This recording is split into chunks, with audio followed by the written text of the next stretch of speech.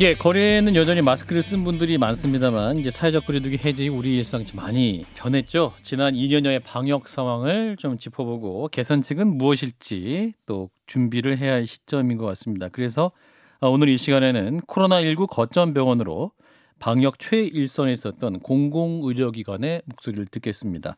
조승연 전국 지방의료원 연합회장을 연결합니다. 회장님, 안녕하세요. 네, 안녕하세요. 예.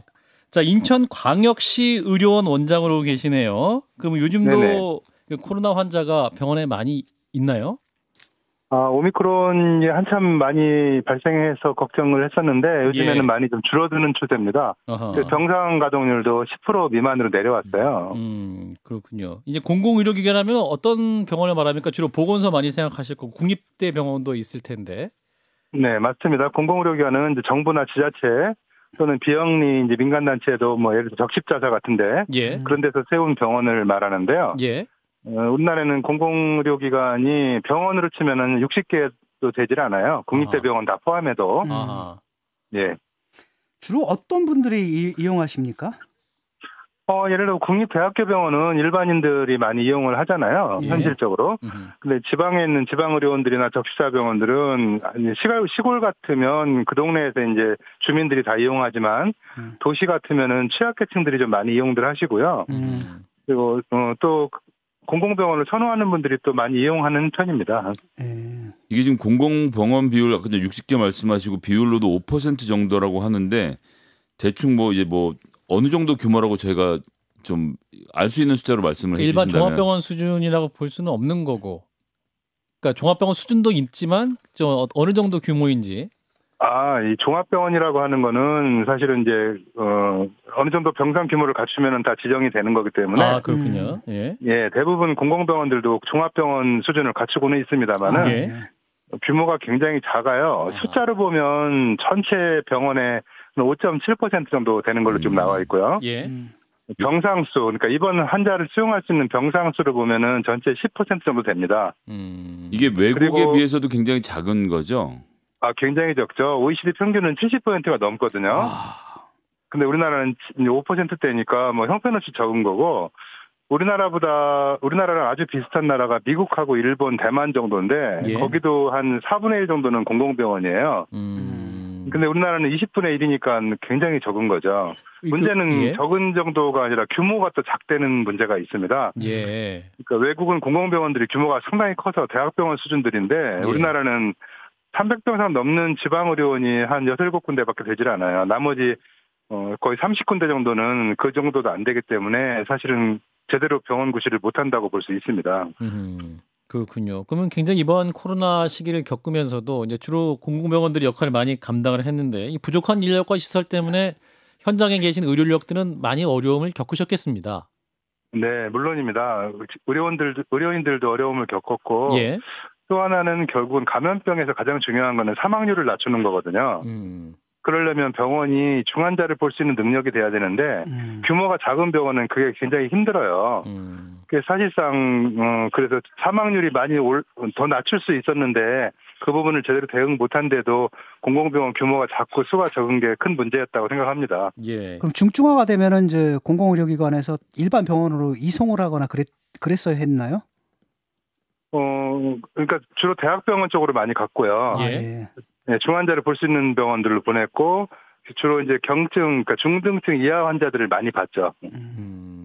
그래서 이제 이 공공의료병원의 경우에 이제 일반 민간 병원은 이제 수익률 이런 것들을 이제 수익성을 좀 포기할 수 없는 현실이 있는데 이 공공병원 같은 경우는 이제 그러한 부분에서 좀 균형을 잡기가 어려운 현실이고 그렇기 때문에 또 좋은 인력들이 좀 빠져나가는 그런 것도 많이 반복됐다고 하는데 어떻습니까 실제로?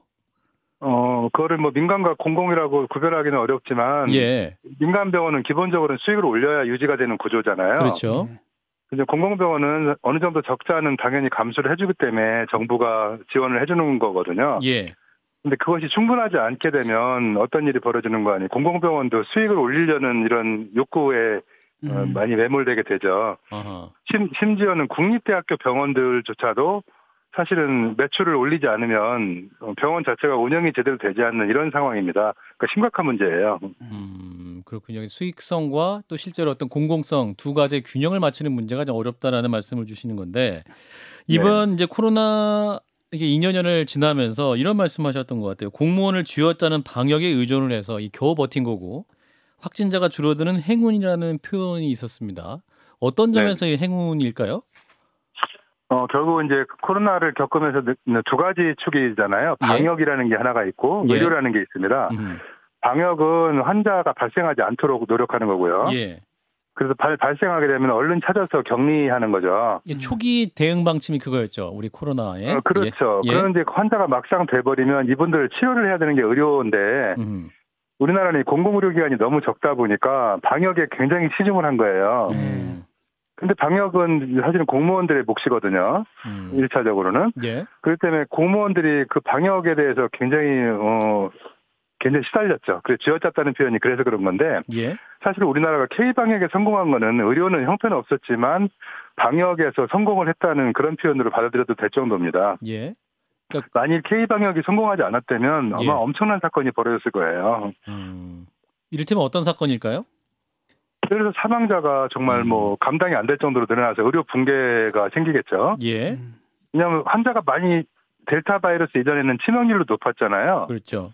근데 그런 환자를 볼 능력이 있는 공공병원이 별로 없었기 때문에 만일 환자가 그때 외국처럼 몇십 배 막 이렇게 늘어났었으면은 정말 집에서 돌아가시는 분이 굉장히 많을 정도로 엄청난 일이 벌어졌을 가능성이 있습니다. 그게 결국은 다 이제 공무원분들의 초과 노동 그리고 자영업자들의 그 피해를 좀 가중시키는 방법으로 이제 이루어져가지고 좀 안타깝긴 한데 공공의료기관이 좀 많았다라고 한다면 약간 방역도 약간 좀 이렇게 좀 자유롭게 좀 할 수 있지 않을까? 다른 방향에 다른 방향에 됐었을까요? 그건 그렇다고 방역을 소홀히 할 수는 없는 거니까. 근데 어쨌든 만일 이게 뚫리면 정말 큰일이다라는 긴박감들이 당연히 있었을 거고 그러니까 그것들이 또 공무원들로 하여금 정말로 너무 힘든 상황으로 몰아붙인 그런 드라이브의 역할도 했을 것 같아요. 자 이제 그럼 우리가 이제 포스트 코로나 이제 코로나가 이제 점차 우리가 정상화로 가고 있는 상황이기 때문에 또 다른 또 전염병 감염병이 있을 수도 있기 때문에 그 이유를 또 우리가 대비해야 되고 공공의료 체계도 개선을 해야 할 부분은 또 찾아서 우리가 준비를 해야 되지 않겠습니까? 그래서 회장님 어떤 부분이 이제 우리가 필요한 과제라고 보십니까? 감염병이라는 거는 소위 공공의료의 가장 중요한 부분 중에 하나거든요. 왜 그러냐면 감염병은 평소에 준비를 해야 되는데 이 수익성을 기반으로 한 민간 병원들은 그게 불가능해요. 있지도 않은 감염병 환자를 위해서 계속 음압병실을 가동하고 요원들을 훈련시키고 하는 거는 정부가 아니면 할 수가 없는 부분이거든요. 이를테면 전쟁을 대비하는 거랑 같은 거죠. 그렇죠. 전투에 대비한 군대를 양성하는 것과 똑같습니다. 그래서 그런 걸 보고 공공의료라고 하는 거거든요. 근데 문제는 군대에서도 민간 의병도 있을 거고 정규군도 있을 텐데 정규군을 키우는 게 가장 중요하지 않겠어요. 그게 바로 공공병원이거든요.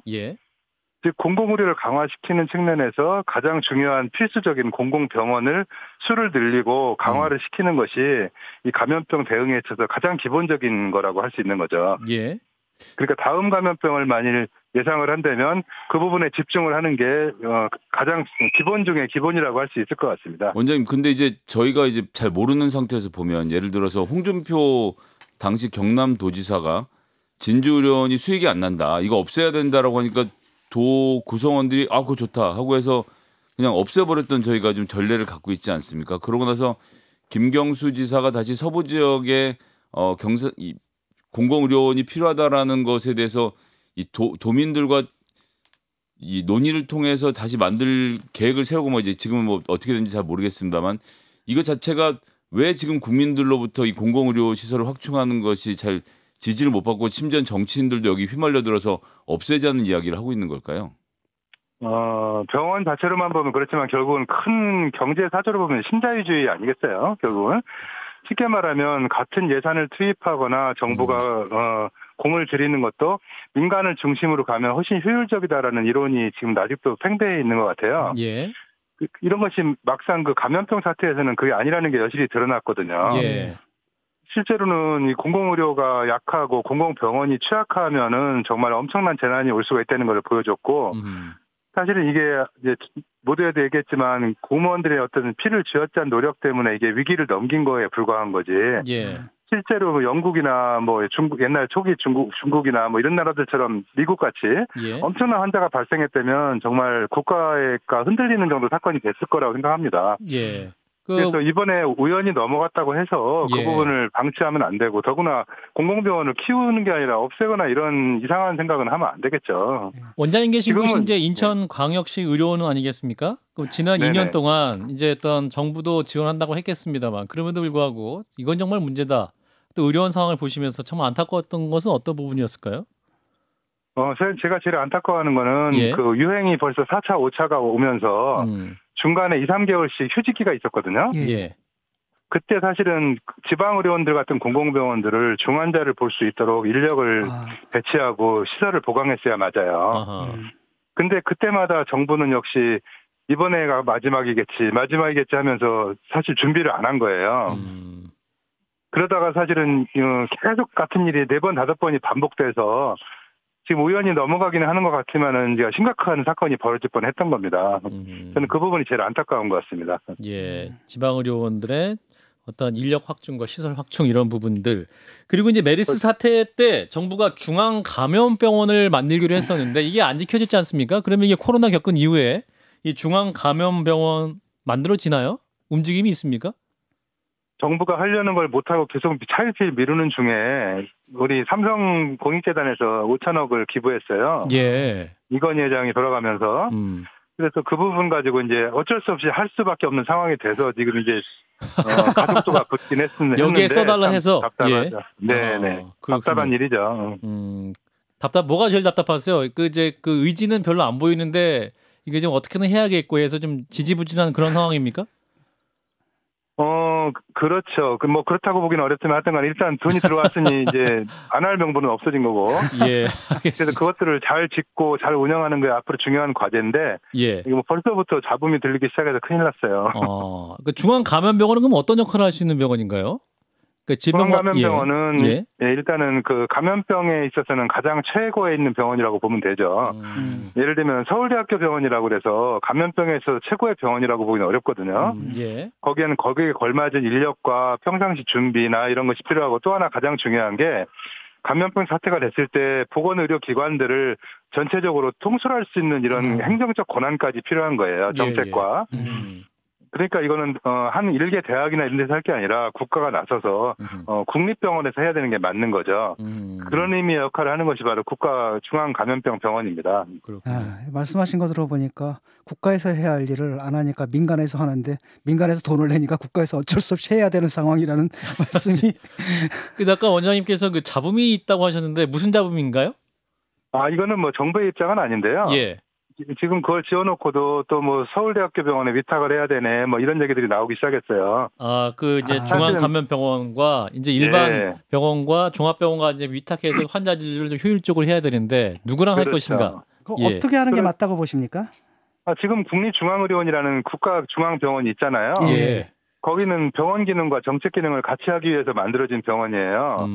그렇다면 그 병원을 당연히 강화시켜서 감염병 병원도 거기다 붙여서 키우는 게 당연히 맞죠. 그건 법상으로도 그게 맞고, 여러 가지 그 권한이나 이런 걸로 볼 때도 그게 맞습니다. 서울대병원도 국립대병원인데 같은 흐름으로 보면 될 수 있지 않을까라고 또 생각하시는 분도 있을 것 같아요. 네, 서울대병원은 이제 국립대병원이 맞는데, 예. 거기는 설립 목적 자체가 연구와 교육이 메인이에요. 예. 거기는 국가 정책을 만들거나, 예를 들어 보건소를 컨트롤하거나 뭐 이런 경험도 없고 그런 능력도 없습니다. 그래서 거기는 우수한 인재를 키워내고 어려운 질병에 대한 연구를 하는 데가 역할이 맞고요. 국립중앙의료는 정책 기능과 이런 감염병 사태에서 컨트롤 타워 역할을 하는 그런 기능을 줘야 만들거든요. 예. 그래서 이거는 두 병원의 설립 목적이 전혀 다릅니다. 그런 차원에서 서울대학교 병원은 교육부 산하에 있고 국립중앙의료원은 보건복지부 산하에 있거든요. 예. 소속 부서도 다르죠. 그러니까. 예, 그런 차원의 정책적인 판단을 했을 때도 어떤 국립병원과 연계해서 하는 것이 향후 더 좋겠다 이런 의견이시네요. 네네네. 예, 원장님 말씀 여기까지 드릴게요. 고맙습니다. 네, 고맙습니다. 네, 조승현 전국지방의료원 연합회장이었습니다.